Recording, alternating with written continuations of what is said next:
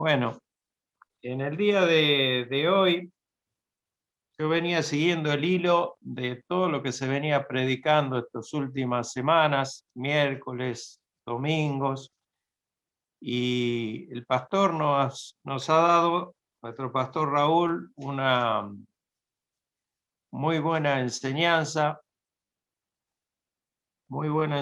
acerca de la redención que es en Cristo Jesús. Y hoy yo quería aportar algo siguiendo esto, la otra parte de esta redención, porque la redención es el principio de una obra y lo que vamos a hablar hoy es el final de esta obra y la evaluación de la misma. Y es algo, como dice el título o el subtítulo, no sé, no vi bien la presentación, pero es un mensaje para reflexionar para todos nosotros, porque salvados por fe y juzgados por obras es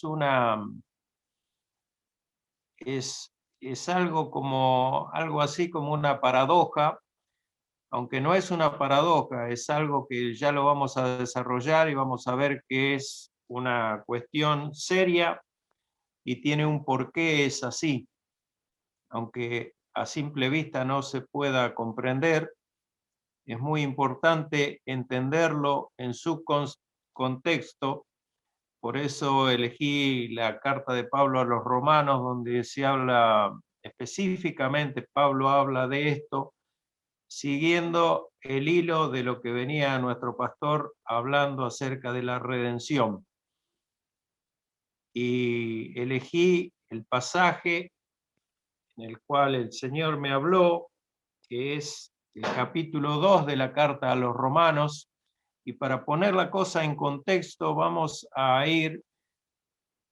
voy a bosquejar mirando aquí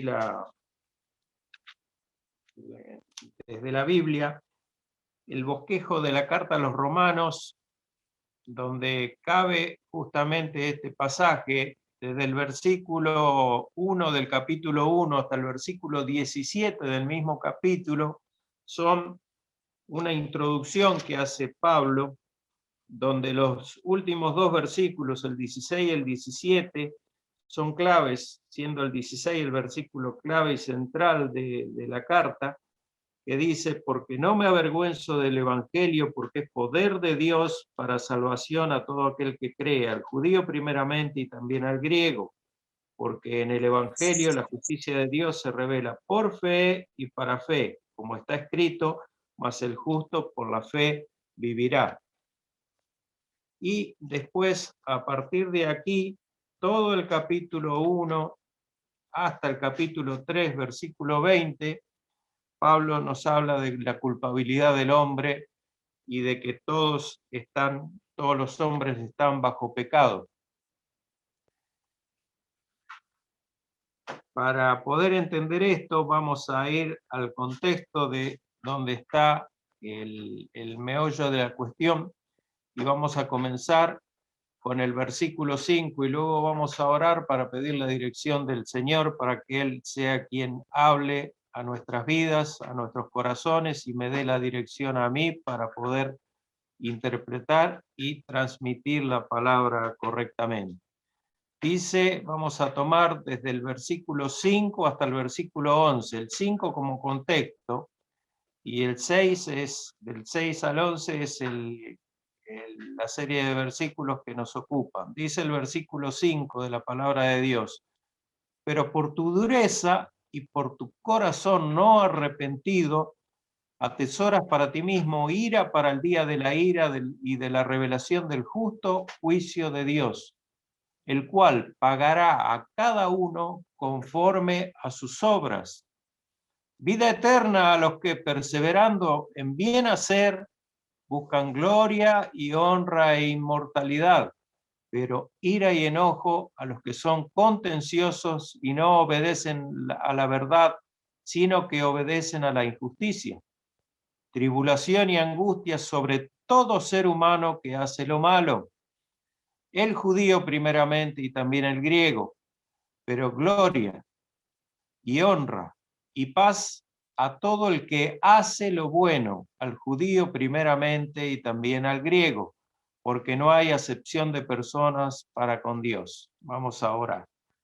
Padre Santo, bendito Dios y Señor, pido tu asistencia, Señor, la asistencia a esa sabiduría que viene desde lo alto, Señor, porque yo soy un siervo inútil y tengo temor, Señor, de exponer tu palabra sin que tú me direcciones, sin que seas tú quien hable a través mío, a través de la potencia y el poder de tu Espíritu Santo, obrando también en cada uno de los oyentes, Señor, para que esto sea una deliciosa medicina, una deliciosa obra de tu palabra en cada corazón, Señor, que parta de mí como un instrumento tuyo y no palabras mías solamente de sabiduría humana, porque sabemos que del ser humano sin Dios solo salen vanidades, Señor, y cuestiones que no edifican.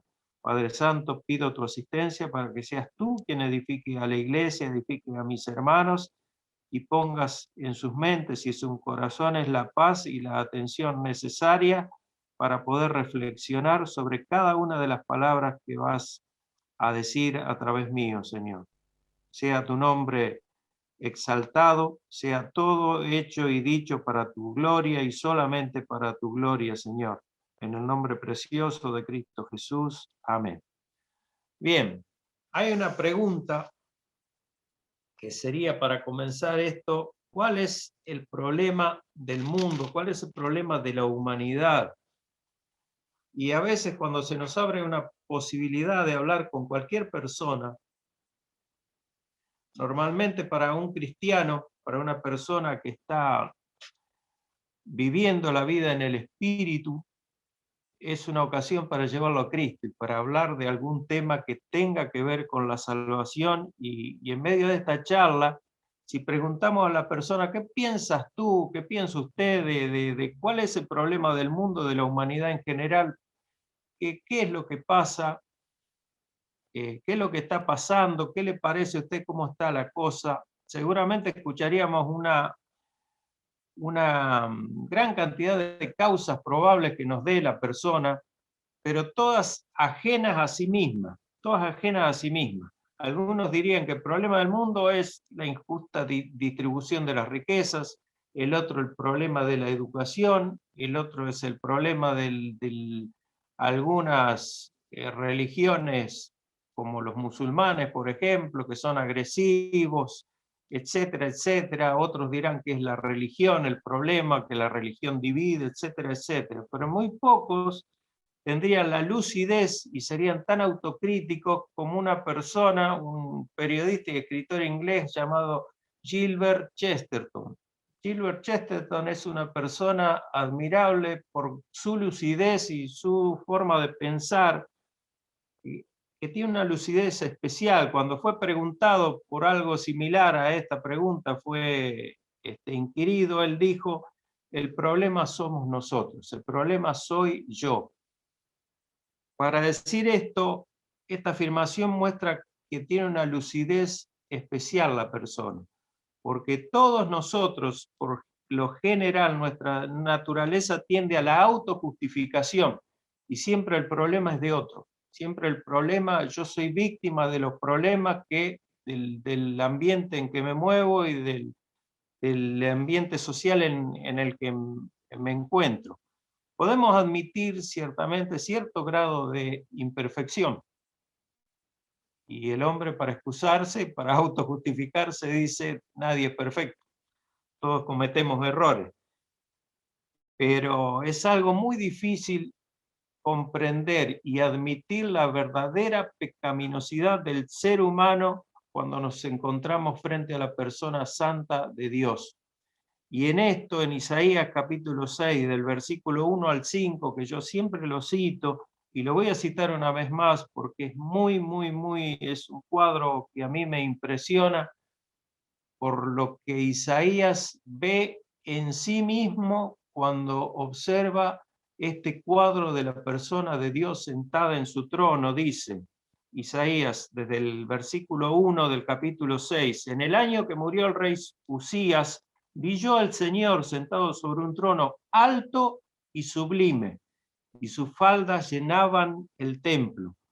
Por encima de él había serafines, y cada uno tenía 6 alas, con 2 cubrían sus rostros, con 2 cubrían sus pies, y con 2 volaban. Y el uno al otro daba voces diciendo: Santo, Santo, Santo, Jehová de los ejércitos, toda la tierra está llena de tu gloria. Y los quiciales de las puertas se estremecieron con la voz del que clamaba, y la casa se llenó de humo. Entonces dije: ¡ay de mí, que soy muerto! Porque siendo hombre inmundo de labios y habitando en medio de pueblo que tiene labios inmundos, han visto mis ojos al Rey, Jehová de los ejércitos. Es el cuadro de la inmaculada e inconmensurable majestad de Dios. Dice que la orla de su manto cubría todo el espacio. Esto ante un hombre pecador que reconoce su miserable condición al ver tremenda majestad, es un cuadro único, que yo no sé si alguno de nosotros es capaz de siquiera imaginar algo así. Estar ante un Dios que presenta tamaña majestad. Y precisamente esto es lo que quiere mostrarnos el apóstol Pablo en la carta a los Romanos, cuyo tema central sabemos que es el Evangelio, el puro Evangelio de Dios. La portentosa obra de Dios por la cual el pecador impío es justificado solamente por la fe en Jesucristo. Y eso lo dice Pablo en los versículos 16 y 17 que leí. Porque no me avergüenzo del Evangelio, porque es poder de Dios. ¿Para qué? Para salvación de todo aquel que cree, al judío primeramente y también al griego. Y vamos a ver la implicancia de esto. Porque en el Evangelio la justicia de Dios se revela por fe y para fe. Porque como está escrito, mas el justo por la fe vivirá. Digo esto porque hay muchos que dicen creer en Jesucristo, y el problema que plantea el Evangelio es que solamente es efectivo para todo aquel que acepta su condición de miserable pecador ante Dios, se arrepiente y cree en Jesucristo como el único medio de salvación por la sola fe. Porque debemos escuchar muy bien esto, lo voy a repetir: el Evangelio solamente es efectivo para todo aquel que acepta su condición de pecador ante Dios, se arrepiente y cree en Jesucristo como el único medio de salvación solamente por la fe. Digo esto porque hay muchos que dicen creer en Jesucristo, hay muchos, pero ellos creen en un Jesucristo que ellos mismos se hicieron según su imaginación. Hay mucha fe, hay muchas formas de expresar nuestra fe, y muchas personas que tienen mucha fe, pero una fe mal ubicada, mal direccionada, mal enfocada. Esa fe los hace creer en un Jesucristo hecho a su propia imagen y no nosotros hechos a la imagen de Jesucristo. Entonces, ellos creen en un Jesucristo que ellos mismos se hicieron según su imaginación y no el que nos presenta las Escrituras. Porque por la fe es un don de Dios, dice Pablo en la carta a los Efesios, en el capítulo 2, 8 y 9. Dice, es un don de Dios que es dado a aquellos que Dios quiere dársela. Por lo tanto, esta cualidad, hermano, está totalmente ajena a todos aquellos que no son ovejas de Cristo, como ya vimos. Efesios 1, 3, 5, 1 del 3 al 5, Juan 6, 44, Juan 10, 25 al 27, etc. Un poco más adelante, en esta misma carta, en el capítulo 3, versículo 10 al 12, les voy a leer. Pablo dice, como está escrito, no hay justo ni aún uno. No hay quien entienda, no hay quien busque a Dios. Todas se desviaron, a una se hicieron inútiles. No hay quien haga lo bueno, no hay ni siquiera uno. Pero esto no es lo que las personas piensan de sí mismas, Si nosotros hablamos con alguno de ellos, cualquiera, ninguno o muy pocos son los que se piensan pecadores, y no son pecadores, pero porque fallan en algo, les parece, pero no lo que son realmente para Dios, para el pensamiento de Dios hacia ellos. El humanismo se ha encargado de convencernos de que el hombre es esencialmente una persona buena, que de vez en cuando se equivoca y hace algo malo, comete errores, dicen ellos. Esto no es lo que piensa Dios. El hombre siempre piensa que es víctima del entorno que lo rodea, y la culpa siempre es del otro. La Biblia, en cambio, dice todo lo contrario, porque afirma que el hombre natural es esencialmente malo, y así lo desarrolla en el capítulo 1, del versículo 1 al del versículo 18 al versículo 21, Pablo, la carta a los romanos. No lo vamos a leer porque es largo. Me encanta a mí lo que dice Pablo, cómo nos describe ahí, a todos. Después nosotros tuvimos una situación especial que fuimos precisamente lo que nos enseñaba el pastor Raúl, fuimos redimidos por Cristo, pero éramos eso y no otra cosa. Juan 3:19 también lo dice. Podemos leerlo a Juan 3:19 porque es importante que la palabra de Dios nos abra los ojos y el entendimiento. Y dice, y esta es la condenación, que la luz vino al mundo y los hombres amaron más las tinieblas que la luz, porque sus obras eran malas. El hombre es malo, aunque de vez en cuando es capaz de hacer algo bueno, como dice el Señor en Mateo 7, el versículo 7:11, la parte primera, el versículo 11a sería, pues si vosotros siendo malos, dice el Señor, sabéis dar buenas dádivas a vuestros hijos, cuánto más vuestro Padre, etcétera, etcétera. Pero el Señor reconoce que el hombre es capaz de hacer buenas obras. El problema es que con la motivación equivocada. Nunca lo hace para la gloria de Dios, sino para su propia gloria. Entonces eso para Dios no es una buena obra. Y se reitera, no hay quien haga lo bueno, no hay ni siquiera uno, y ese es el veredicto inapelable de Dios, de la palabra de Dios. Esto nos lleva al segundo punto, al justo juicio de Dios, que es un juicio universal. En Mateo 25, los invito a leer, Mateo 25, 31 al 32, dice, cuando el Hijo del Hombre venga en su gloria y todos los santos ángeles con él, entonces se sentará en su trono de gloria y serán reunidos delante de él todas las naciones, y apartará a los unos de los otros, como aparta el pastor las ovejas de los cabritos. También en Hechos 17:31 tenemos algo que es Hechos 17:31.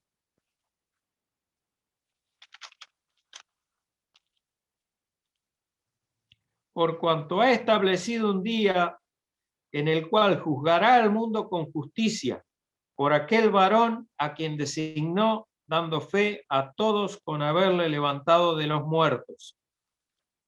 Dios va a juzgar al mundo, no hay duda de esto, y va a ser un juicio inapelable. Hebreos 9:27 dice, y de la manera que está establecido para los hombres que mueran una sola vez y después de esto, el juicio. Este juicio es universal. Hermanos y amigos, la vida de todo ser humano desemboca en un tribunal. Así como la redención fue el inicio de una obra en nuestras vidas, esta obra termina en un juicio universal. Todos y cada uno de los hombres seremos juzgados por el único juez justo, que es Dios. Esto es algo muy serio, aunque hay algunos que prefieren tomarlo para la broma antes que admitir su propia maldad. Yo tengo muchos amigos que son así. Cuando digo todos seremos juzgados, me refiero a todos, la totalidad, sin distinción de sexo, condición social. Cada uno dará cuenta por su maldad manifiesta. ¿Por qué? Por sus obras. Jesucristo será el juez y con toda autoridad. ¿Por qué? Porque Él estuvo aquí. Él se hizo carne, se hizo hombre y vivió una vida perfecta y sin pecado. Así que nadie le va a poder contar nada a Jesucristo, ni le va a poder desmentir nada, y Él será el juez. Como describe Pablo en los versículos 18 al 32, como le mencionaba de Romanos 1, así también hay una clase de especial de ser humano al que le habla Pablo en este capítulo 2 que estamos tratando, y es al moralista. En el versículo 1 del capítulo 2 le habla al moralista. Les voy a leer. Y dice, por lo cual eres inexcusable, oh hombre, quien quiera que seas tú que juzgas, pues en lo que juzgas a otro, te condenas a ti mismo, porque tú que juzgas, haces lo mismo. Dios nos conoce íntimamente a todos. Proverbio 15:3 lo dice. El Salmo 139 en su totalidad también. Dice el Señor en Lucas 12:2-3, porque nada hay encubierto que no haya de descubrirse, ni oculto que no haya de saberse. Por lo tanto, todo lo que habéis dicho en tinieblas, a la luz se oirá. Y todo lo que habéis hablado al oído en los aposentos se proclamará en las azoteas. En el versículo 16 de este mismo capítulo, el capítulo 2 de la carta a los Romanos, Pablo nos dice que Dios juzgará por Jesucristo a los secretos de los hombres conforme a su evangelio. Pablo dice conforme a mi evangelio. ¿Y cuál es el evangelio de Pablo? Es el evangelio de Cristo. Es el evangelio ese que hoy se predica muy poco, que comienza hablando de la culpabilidad del hombre ante Dios, del hombre pecador ante Dios que está expuesto a un juicio. Hoy se comienza a hablar del evangelio diciendo Dios te ama. Y eso no es así, hermanos. El evangelio no es eso. El evangelio comienza con una muy mala noticia. Tú eres un pecador que está destituido de la gloria de Dios, no alcanzas la gloria de Dios y la paga del pecado es la muerte. No hay otro evangelio. El evangelio comienza así. Por eso Cristo vino, vivió una vida perfecta, sin pecado, cargó el pecado de todos nosotros voluntariamente, lo llevó en una cruz y murió por nosotros para redimirnos de la culpa del pecado. Hizo una expiación vicaria. Nos sustituyó en la cruz porque nosotros merecíamos estar ahí. Eso es el evangelio. Dios no te ama, pecador. Dios te ama pero sin pecado. Dios te ama sin pecado. Dios ama a sus hijos. Aquellos que renuncian al pecado, reconocen su pecado, se arrepienten y vienen a Él pidiendo perdón. Eso es arrepentimiento y fe, como el ladrón de la cruz. Como el ladrón de la cruz que reconoció que eran pecadores y que Cristo era el justo. Y Cristo, ¿qué le dijo? Hoy estarás conmigo en el paraíso. Volviendo al texto del versículo 6, dice que Dios pagará a cada uno conforme a sus obras, y en el 9 dice que sobre todo ser humano que hace lo malo, sobre todo esto exhorta Pablo a Timoteo en 2 Timoteo 4:1, y le dice, te encarezco delante de Dios y del Señor Jesucristo, que juzgará a los vivos y a los muertos en su manifestación y en su reino.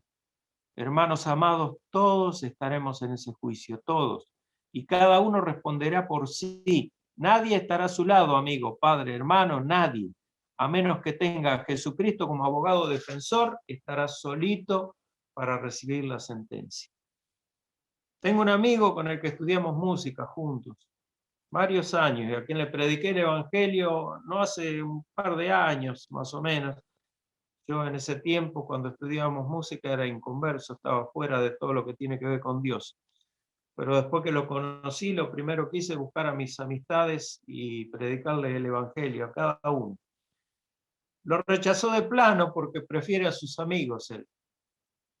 Y él dice que en la vida lo más importante que hay son los amigos. Bueno, allá él.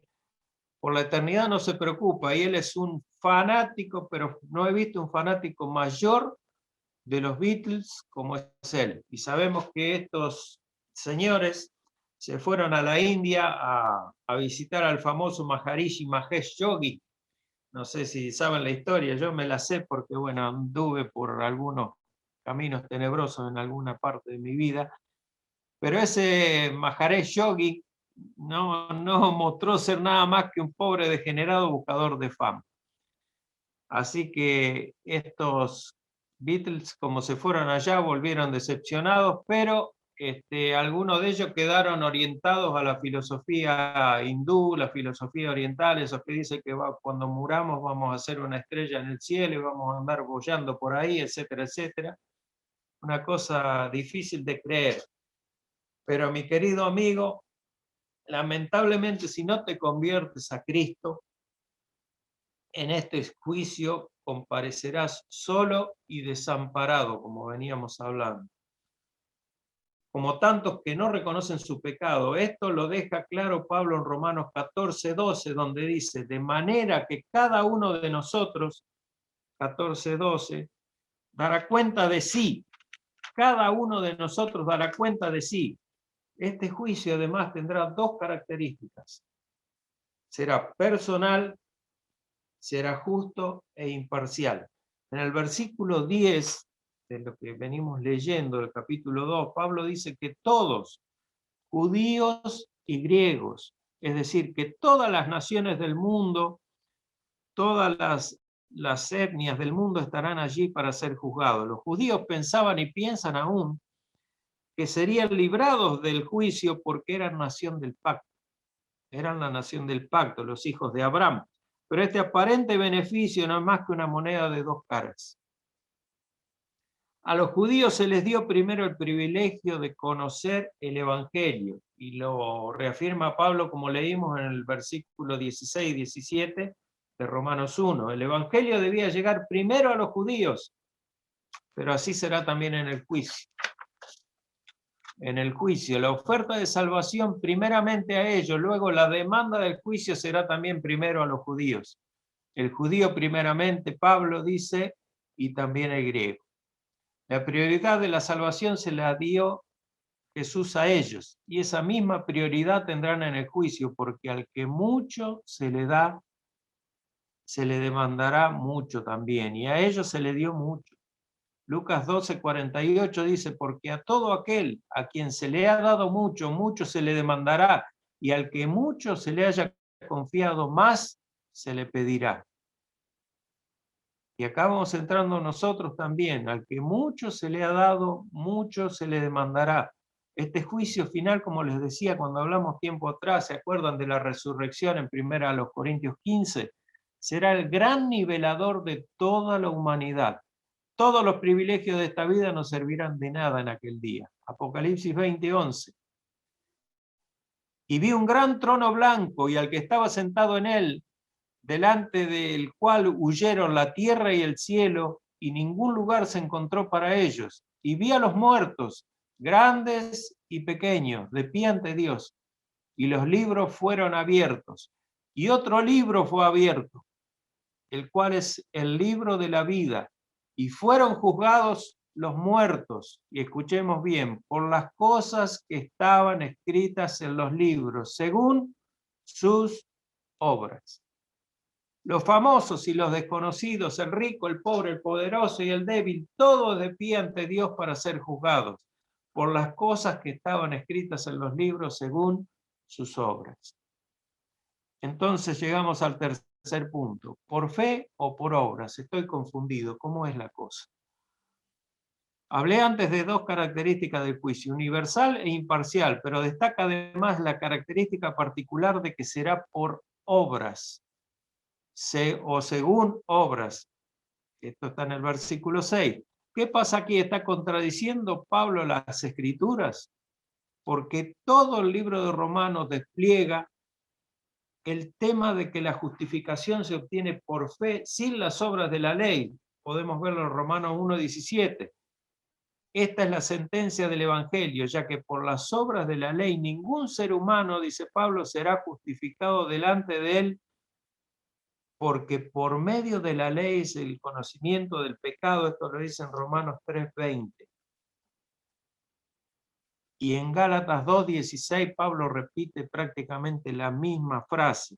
Por esto es que vemos que Romanos en el capítulo 3, que nadie tiene de qué jactarse. ¿Dónde está pues la jactancia? Dice Pablo. ¿Queda excluida por cuál ley? ¿Por la ley de las obras? No, sino por la ley de la fe, en Romanos 3:27.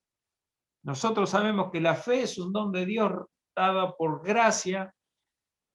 Pablo insiste que todos sus escritos, que la salvación es también por gracia, que es por fe, que es por Cristo y que no es por obra. Entonces, ¿cómo es?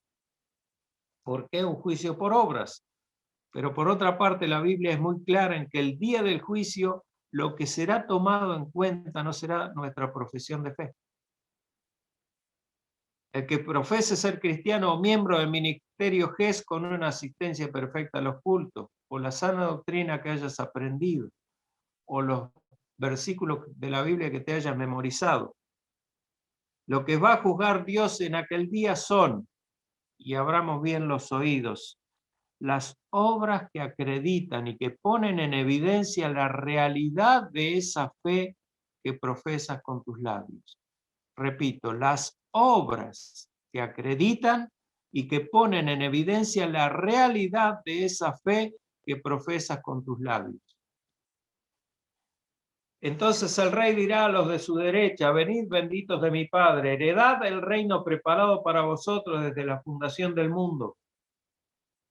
Porque tuve hambre y me disteis de comer, tuve sed y me disteis de beber, fui forastero y me recogisteis, estuve desnudo y me cubristeis, enfermo y me visitasteis, en la cárcel y vinisteis a mí.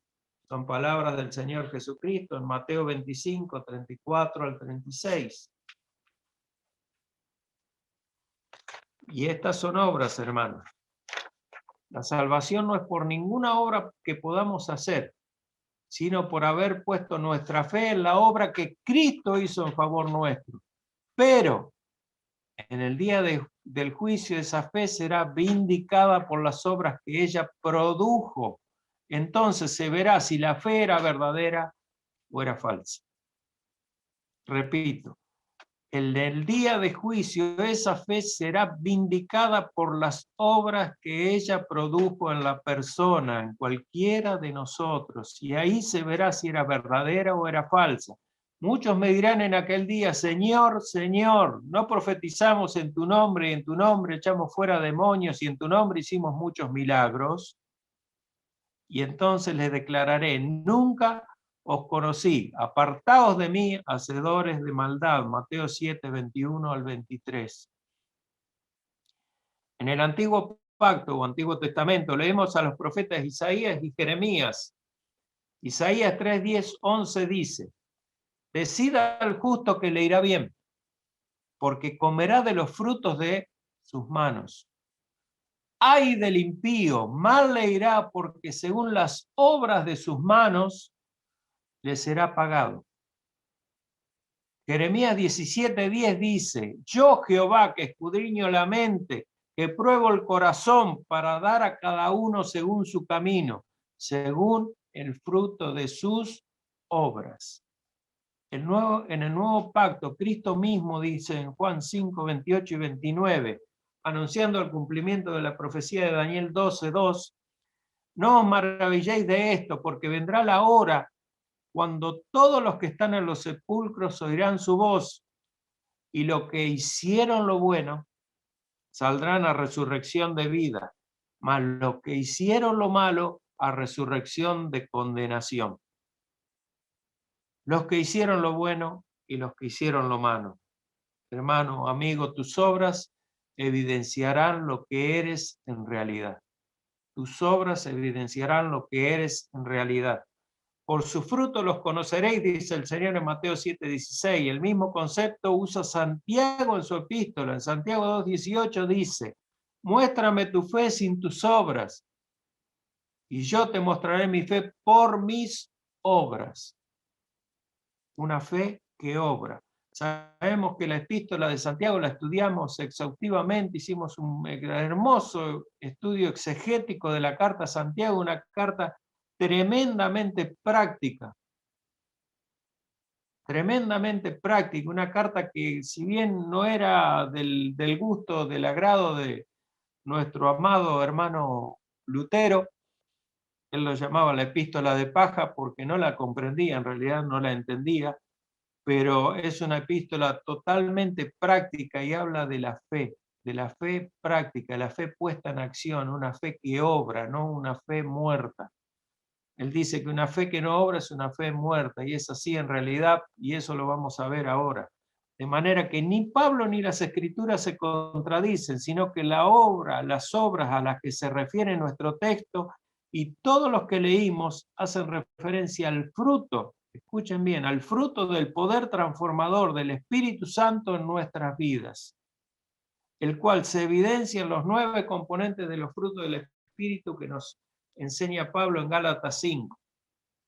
22 y 23 dice Pablo, mas el fruto del Espíritu es amor, gozo, paz, paciencia, benignidad, bondad, fe, mansedumbre, templanza o dominio propio.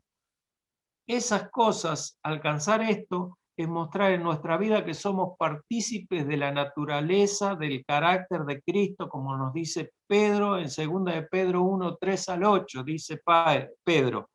Como todas las cosas que pertenecen a la vida y a la piedad nos han sido dadas por su divino poder, mediante el conocimiento de aquel que nos llamó por su gloria y excelencia, por medio de las cuales nos ha dado preciosas y grandísimas promesas, para que por ellas llegases a ser participantes de la naturaleza divina, habiendo huido de la corrupción que hay en el mundo a causa de la concupiscencia. Vosotros también, poniendo toda diligencia por esto mismo, añadid a vuestra fe virtud, a la virtud conocimiento, al conocimiento dominio propio, al dominio propio paciencia, a la paciencia piedad, a la piedad afecto fraternal y al afecto fraternal amor.